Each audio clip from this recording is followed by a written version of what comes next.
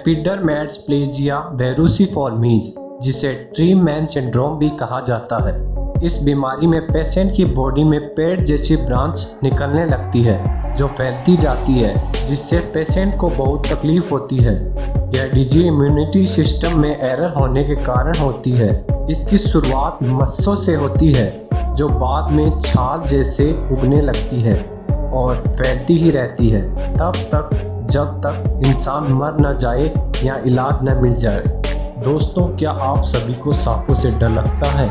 ज़रूर लगता होगा जब सांप जहरीला हो।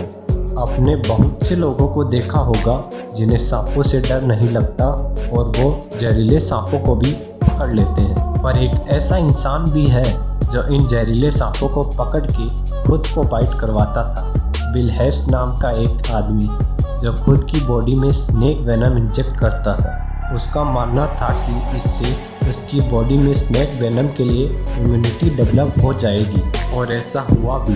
उसने 172 स्नेक बाइट्स को सरवाइव कर लिया था और उसने अपना ब्लड स्नेक बाइट विक्टिम्स को डोनेट किया और वह 100 साल तक जिंदा रहा। दोस्तों, इंसान चाहे तो क्या नहीं कर सकता, बस उसको खुद की लिमिट से ऊपर उठकर ट्राई करना ज़रूरी होता है। ऐसा ही एक किस्सा है कि साल 1954 में यह माना जाता था कि कोई भी इंसान 4 मिनट में 1 मील यानी 1.6 किलोमीटर की दूरी तय नहीं कर सकता। लेकिन 6 मई 1954 को रोजर बेनिस्टर ने पूरी जान लगा दी और 3.58 मिनट में 1 मील रनिंग करके लोगों को सरप्राइज कर दिया। और इसके 1 साल बाद 3 और लोगों ने यह करके दिखाया और अब तक हजारों ने यह कर लिया होगा। तो दोस्तों, बात सिर्फ यही है कि आप कोई काम यह सोचकर करते हो कि यह काम आज तक किसी से नहीं हुआ तो मुझसे भी नहीं होगा। जब तक आप यह नहीं सोच लेते मैं यह कर लूँगा और मैं ये कर सकता हूँ, फिर आप कुछ भी कर सकते हैं।